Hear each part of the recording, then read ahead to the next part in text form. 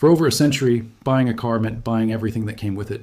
The engine was yours, the seats were yours, the steering wheel was yours, every button, every feature, every piece of technology belonged to you the moment you drove it off the lot. But today, that idea is quietly dying. Because the luxury car industry has discovered something far more profitable than selling you a car once. They're finding ways to keep selling you the same car, over and over again, for as long as you own it. And here's the part almost nobody's talking about. This isn't just changing how luxury cars are sold, it's changing what they're worth after you own them. Imagine spending over $100,000 on your dream luxury SUV. You take care of it, you service it on time, you keep the mileage low. 5 years later, you decide to sell it, expecting the next owner to enjoy everything you paid for. Instead, they discover features have disappeared. Performance modes are locked, premium technology is disabled, functions that physically exist inside the vehicle can suddenly become inaccessible, not because anything is broken, but because software decides whether they're available. And that's creating a problem the luxury car market has never had to deal with before.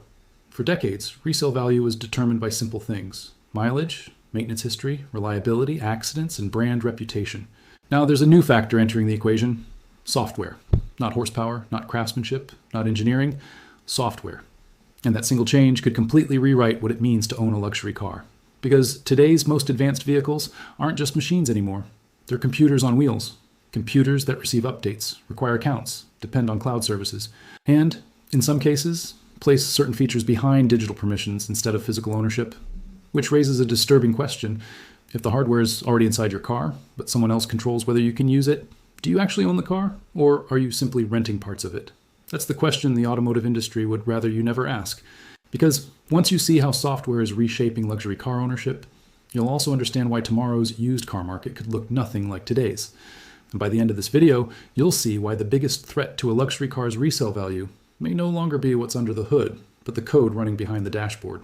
Now here's the part I want you to sit with. Stay with me until minute 14, because that's where I show you the exact mechanism that's quietly draining resale value out of vehicles that look flawless on paper. Once you see it, you won't be able to unsee it, and it will change how you think about buying anything with a screen in it. So let's start where this story always starts, with the rules everyone thought they understood. For over 100 years, buying a car meant buying everything attached to it. You paid once. You owned the whole thing, bumper to bumper, engine to upholstery.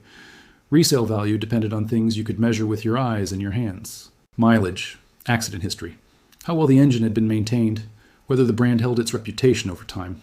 Depreciation, curves that dealers and buyers both understood because they'd been the same for decades. If the hardware existed in the car, it was yours, full stop. Nobody needed to ask permission to use their own seat warmer. Nobody imagined a scenario where the leather was theirs, but the switch controlling the leather's heating element belonged to someone else, sitting in a data center 1,000 miles away. Buyers knew exactly what they were paying for. Ownership was simple, tangible, and complete. You could touch it, drive it, sell it, hand it to your kid, and every part of that transaction made sense because nothing about it depended on a server staying online. Or at least, it used to be. Because somewhere along the way, automakers discovered something that quietly changed everything.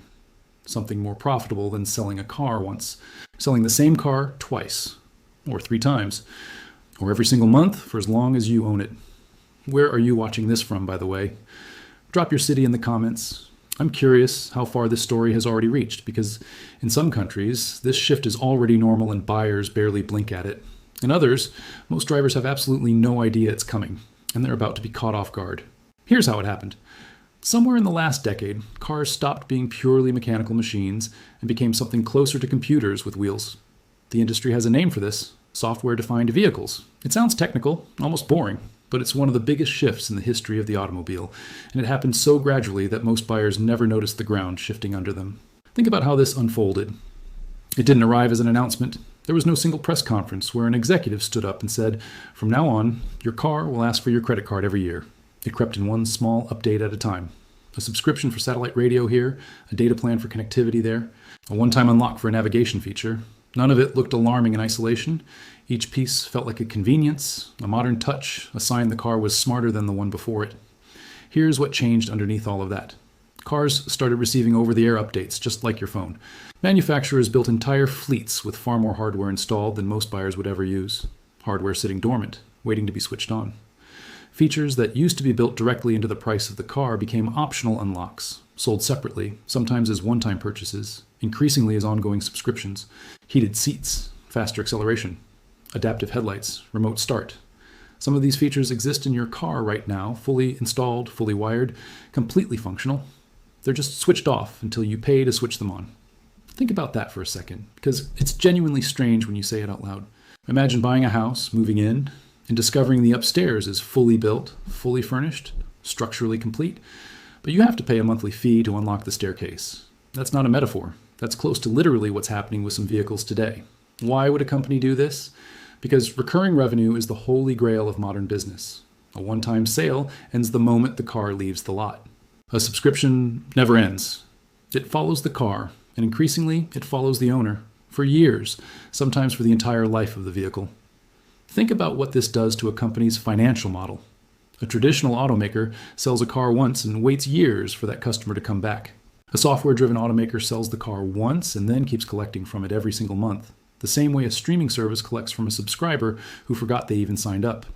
Now, Wall Street loves that kind of revenue. It's predictable. It's recurring. It makes a car company start to look, on paper, a little more like a tech company. Brands like BMWs have experimented with subscription models for heated seats. Mercedes has offered subscription-based performance boosts that add horsepower through software alone.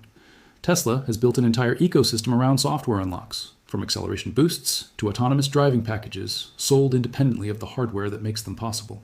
I want to be clear about something here, because it's easy to turn this into a villain story, and that's not what this is. These aren't reckless companies exploiting customers. They're pioneers of a business model that's about to become the industry standard, whether we like it or not.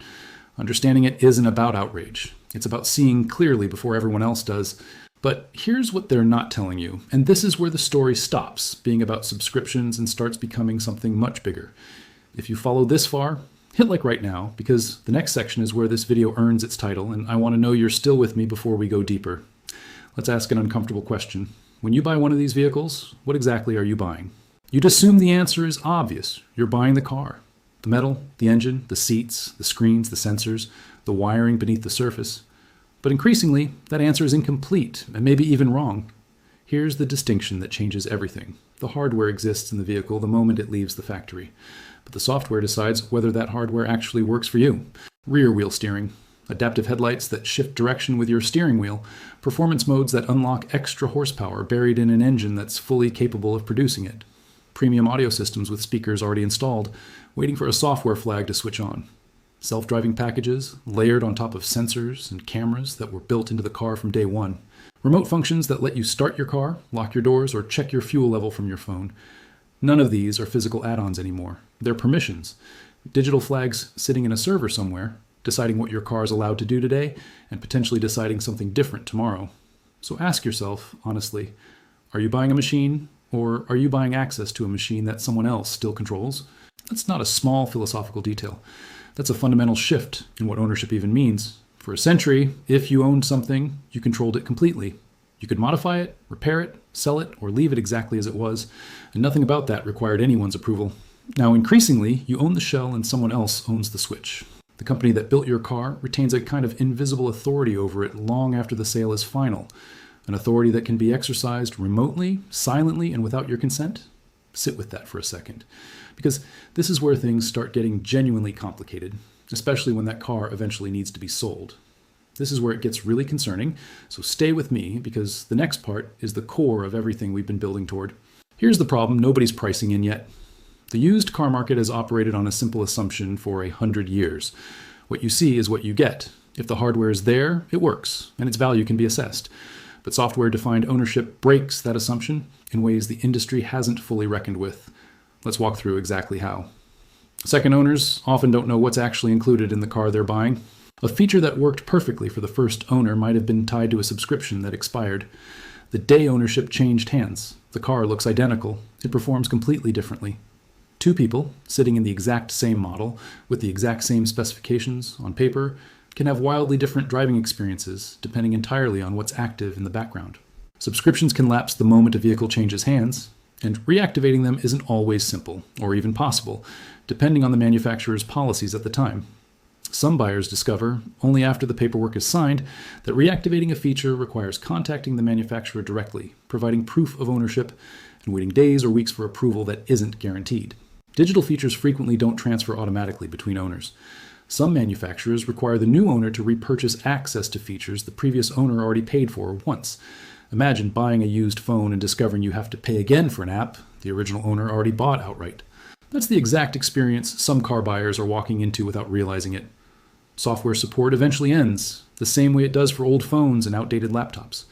A car that once had a fully functioning digital dashboard, real-time navigation, and voice assistance can quietly become a rolling museum piece once the manufacturer stops updating its systems. The dashboard still lights up. The screen still works.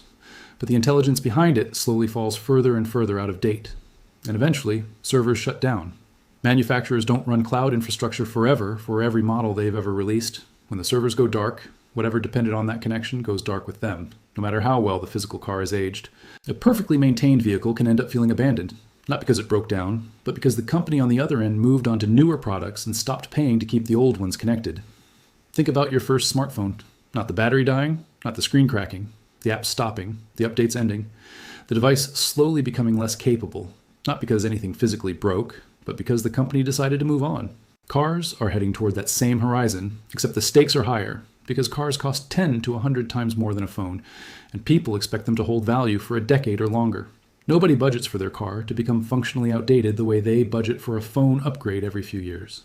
That expectation gap is exactly where this hidden problem lives.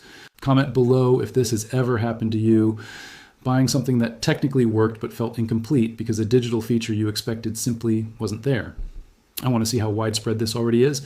You need to understand this before I show you why luxury cars specifically are the most exposed to this problem. Because what happens next explains why the most expensive vehicles on the road might age worse than the cheapest ones. Here's the twist that makes this whole story sharper than it first appears. Luxury brands don't compete on engines anymore. Not primarily, they compete on technology. Walk into a flagship dealership today, and the sales pitch isn't about horsepower or leather stitching, although those still matter. It's about the AI assistant that learns your voice, automated parking that handles tight spaces without touching the wheel, adaptive suspension that reads the road in real time, fully digital dashboards that replace analog dials entirely, deep personalization that remembers your seat position, your climate preferences, your music across every drive, cloud-connected services that sync your car to your phone, your calendar, your entire digital life. This is the modern definition of luxury, not just craftsmanship. Intelligence. But intelligence ages differently than craftsmanship, and that's the vulnerability almost nobody is pricing into resale values yet. A 10-year-old leather seat still feels like leather. It might show wear, a little cracking of slightly faded color, but it still functions exactly as designed. A 10-year-old cloud service running on outdated servers, built on a decade-old software stack, might not function at all. It might be slow, unsupported, or completely shut down. There's no polish, no repair, no detailing service that can bring back a feature that the manufacturer decided to retire. That's a fundamental difference. And it means the very things that make luxury cars feel luxurious today are the things most likely to become liabilities tomorrow. Subscribe if you want to see how this trend plays out over the next decade, because this channel is going to keep tracking it as more manufacturers lock features behind paywalls and more owners discover the consequences after the fact. Here's the deeper irony. The traditional luxury car aged gracefully. A classic Mercedes from the 80s still drives, still feels premium, still holds cultural value decades later. Collectors seek those cars out precisely because nothing about them depends on a company's ongoing goodwill. But a software-heavy luxury vehicle from today might feel embarrassingly outdated in half that time. Not because the metal failed, but because the digital brain inside it stopped receiving support. The advantage that makes luxury brands feel ahead of everyone else right now might become the exact reason they fall behind faster than economy brands that never depended on the cloud in the first place. It's a strange kind of reversal, where the plainest, simplest vehicles on the road could end up aging more gracefully than six-figure flagships, purely because they never built their identity around something that requires permission to keep working. Let that sink in for a second, because it flips the entire logic of what luxury has traditionally meant. Now here's where we zoom out, because this isn't just a story about premium vehicles. This is a preview of where the entire automotive industry is heading. Software-defined vehicles are becoming the standard blueprint for how cars are built, not a luxury exception. What starts in the most expensive vehicles almost always trickles down, because once the infrastructure exists, it's cheaper to apply it everywhere than to maintain two separate systems. Manufacturers don't build one architecture for their flagship models and another for their entry-level cars. They build one platform and scale it across the entire lineup. That means this isn't just about flagship SUVs and premium sedans anymore. Family SUVs are being built on the same software-defined architecture. Pickup trucks, the backbone of everyday utility, are increasingly wired with the same subscription-capable systems. Even economy cars, the vehicles marketed on affordability and simplicity, are quietly adopting connected software platforms that could eventually support the same feature locking model, which means the questions used car buyers ask are about to change completely. For decades, the first question was always the same: how many miles does it have? Soon, buyers may be asking a second question just as often: what software version is this running? Are the features still active? Will the manufacturer still support the system in 5 years? Does this subscription transfer to me, or did it die with the previous owner? Is there a paper trail proving which digital features are legitimately tied to this vehicle, and which ones simply stopped working the day the last owner sold it? Dealerships will need new ways to verify software status the same way they currently verify mileage and accident history today. Entirely new inspection categories may emerge, focused not on the engine, but on the digital health of the vehicle. Imagine a report that doesn't just tell you about past collisions, but tells you which features are still licensed, which subscriptions are active, and which ones quietly expired the moment the title changed hands. Share this with someone who's about to buy a used car with a big touchscreen and a long list of tech features, because this is exactly the kind of thing that doesn't show up on a vehicle history report. And it should. Here's the uncomfortable truth sitting underneath all of this. We are watching the definition of ownership shift in real time, and most people won't notice until they're the ones trying to sell a car that quietly lost half its appeal. Not because anything broke, but because the company on the other end decided it was time to stop supporting it. For over a century, buying a car meant buying everything attached to it. Every bolt, every wire, every feature, permanently and completely yours the moment you signed the paperwork. Now, ownership is becoming conditional, layered, dependent on servers you'll never see and decisions made in boardrooms you'll never sit in. The car sitting in your driveway tonight might have a different set of active features next year. Not because you changed anything, but because a company hundreds of miles away updated its policy, adjusted its pricing, or discontinued support for the platform your vehicle runs on. The next generation of car buyers may never think twice about paying monthly to access features already built into the vehicles they supposedly own. It will simply be normal to them, the same way paying monthly for a phone plan feels normal to us today. They won't remember a world where ownership meant total control, because they'll have grown up in one where it never did. And when that future fully arrives, the biggest factor affecting resale value won't be what's under the hood. It will be what remains unlocked. That's the shift most people are missing right now, hiding in plain sight, inside vehicles that look complete and function beautifully, right up until the moment someone tries to sell them.